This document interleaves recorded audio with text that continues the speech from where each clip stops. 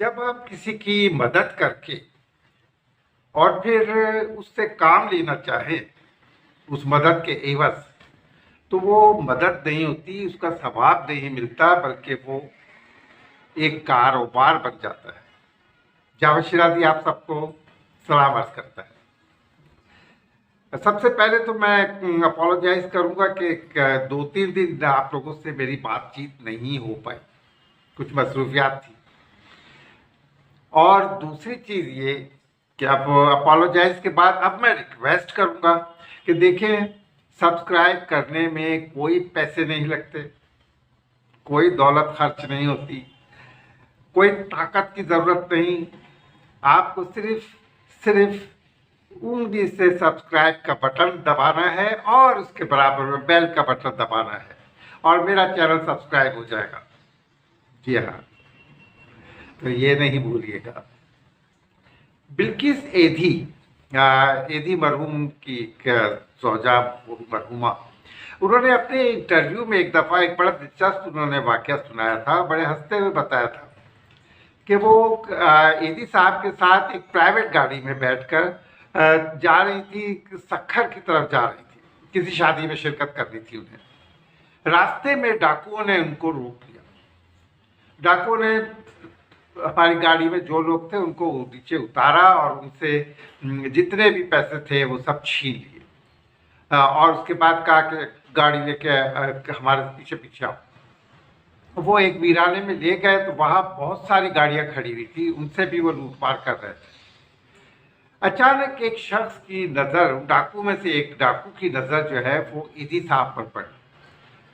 तो वो उसने देखा और उसके बाद वो गया और जीप पे बैठे हुए अपने किसी सरगना को बुला कर लाया। सरगना ने देखा और कहा कि क्या आप सत्तार एधी हैं? एधी साहब ने कहा हाँ। वो उससे फौरन वो एक शर्मिंदा सा हो गया। उसने फौरन जो है कहा कि इन सब की सारी चीजें वापस करो और दूसरे डाकू को कहा कि गाड़ी, जितनी गाड़ियां खड़ी है उन सब से जो जो लूटमार की है वो सारे उनको वापस करो फौरी तौर। और उसके बाद उसने 20 लाख रुपए जो है वो का एदी साहब को दिए कि ये आप अपने फाउंडेशन के लिए रखें। एदी साहब ने मना कर दिया। एदी साहब ने कहा कि नहीं, मैं ये रकम नहीं लूँगा। उस पर उन्होंने कहा कि आप, मैं इसलिए आपको मैं नहीं दे रहा, ये मैं इसलिए दे रहा हूँ कि हम वो लोग हैं, हम वो डाकू हैं जो हमें पता है कि कभी भी किसी भी पुलिस मुकाबले में मारे जाएंगे। हमारी राज तो कोई हमारा अपना भी वसूल नहीं करता। एक आप हैं, एक आप हैं जो हमारे लाश को वसूल करते हैं, गुसल देते हैं और उसे इज्जत व एहतराम के साथ दफना देते हैं। तो ये हक बनता है आपका कि आप ये रकम जो है अपने फाउंडेशन में इस्तेमाल करें। यह होती है एक इंसान की इज्जत और ये होता है उसका मकाम, और ये ऐसे हासिल नहीं होता। एदी साहब ने जो कुछ भी जिंदगी में एक इज्जत कमाई और दौलत भी कमाई, बेइंतहा उनको लोग जो है उनके साथ उनको डोनेशन देते थे, लेकिन कभी भी उन्होंने अपनी जात पर उसे खर्च नहीं किया। वो बिल्कुल एक फकीराना अंदाज में उन्होंने अपनी जिंदगी गुजारी। आप अगर एदी बनना चाहते हैं या मैं एदी बनना चाहता हूं ना, तो हम अपने आगे 10 दफा एदी लिख दे, हम नहीं बन सकते। क्योंकि एदी तो वो शख्स थे, वो इंसान थे जो कि उन लाशों को भी नहलाया करते थे जिनकी तरफ हम देखना भी हमारी हिम्मत नहीं होती थी उनकी हालत देखकर। तो ऐसा शख्स बनना आसान काम नहीं है, नामुमकिन तो नहीं लेकिन आसान काम भी नहीं है। लेकिन अगर आप बन जाए तो मैं समझता हूँ कि बहुत अच्छी बात है। लेकिन उसके बाद कुछ ही दिनों के पहले की बात है कि मुझे दावत आई किसी ऑर्गेनाइजेशन की तरफ से कि कुछ बेवाओं की और गरीब खवातीन को हम जो है वो दे रहे हैं, सिलाई मशीनें दे रहे हैं। तो आप हमारे इस प्रोग्राम में शरीक हो और कुछ अल्फाज अगर बोल दे तो बहुत अच्छी बात होगी। मैंने कहा ठीक है, ज़ाहिर है एक नेकी का काम था कि बड़ा, और मुझे बहुत खुशी भी हुई कि यहाँ पर हमारे मुल्क में भी कितना ख्याल रखा जाता है ना इन चीज़ों का।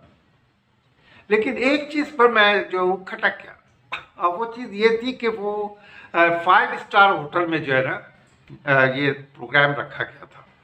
खैर, मैंने कहा हो सकता है इस पर भी कोई मसलहत होगी।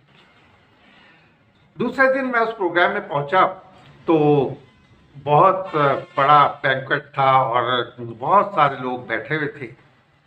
और मज़े की बात ये थी कि वो कोई फंड रेजिंग वाला हिसाब नहीं था, बस वो उन गरीब खवातीन को जो है सिलाई मशीनें दे दी थी। एक कोने पर उन खवातीन को भी, बेचारी 10-12 खवातीन बैठी हुई थी, उनको बिठाया गया था।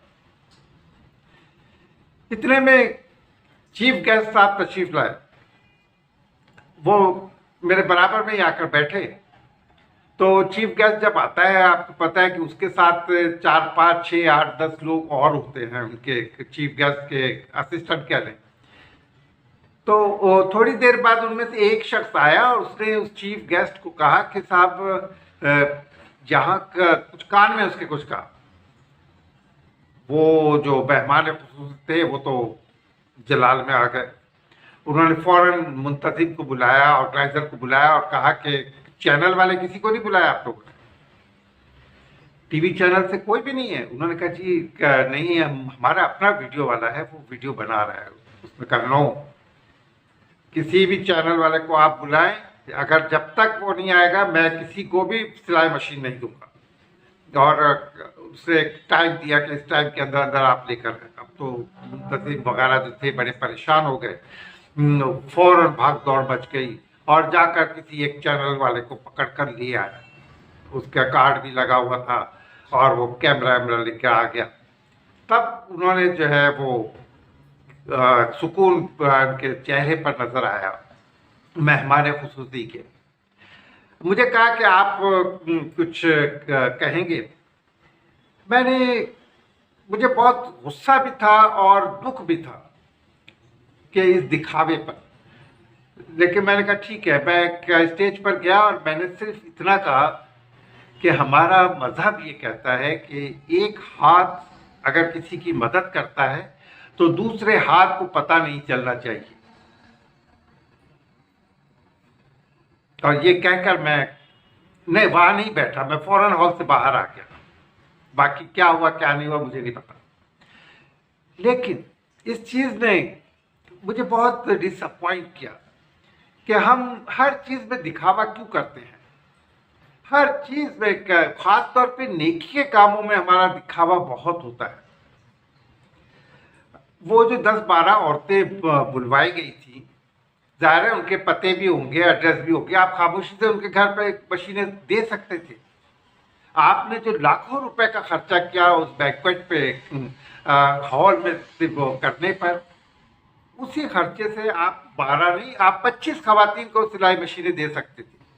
लेकिन नहीं, आपने अपनी पब्लिसिटी के लिए आपने जो है उन गरीब खवातीन को टीवी कैमरे के सामने लेकर आया और बताया कि हाँ ये वो खवातीन हैं जिनकी हमने मदद की है। और उस पर अगर आप ये चाहते हैं कि आपको सवाब मिले, आपको जन्नत में ऊंचा दर्जा मिले, तो दुनिया में तो हो सकता है कि लोग आपके ज़ाहिर शान और शौकत देखकर आपको बहुत बड़ा समझ ले, लेकिन ये उम्मीद मत रखे कि अल्लाह ताला आपको कभी ऐसी चीज़ों का अजर देगा। अजर तो हमेशा उस चीज़ का मिलता है जिसमें हम किसी की इज्जत नफ्स को मुतासिर किए बगैर उसकी मदद करें। तो दोस्तों, आज ये सब कुछ इसी वजह से मैंने कहा कि मैं उस तकरीब में जा सके। मैं बहुत पछताया, मुझे अफसोस हुआ कि मैं क्यों वहाँ पर गया। लेकिन अच्छा हुआ मैं वहाँ गया, ताकि मुझे पता चला कि इस दुनिया में क्या कुछ नहीं होता। सिर्फ अपनी ज़ाती शोहरत के लिए, अपने ज़ाती नाम के लिए गुर्बत को इस्तेमाल किया जाता है। और यही वजह है कि दुनिया में गुर्बत ख़त्म नहीं होती।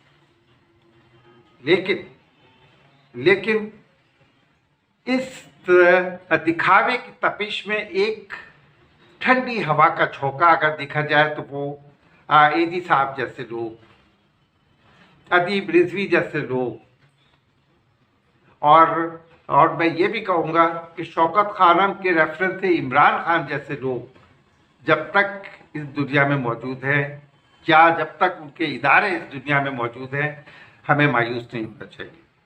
हमें बिल्कुल भी मायूस नहीं होना चाहिए। इंशाअल्लाह ताला और लोगों में भी ये जज्बा पैदा होगा कि वो एदी ना बन सकें, लेकिन कम अज़ कम इंसान बन जाए। अब मुझे इजाज़त दीजिए। अल्लाह हाफ़िज़।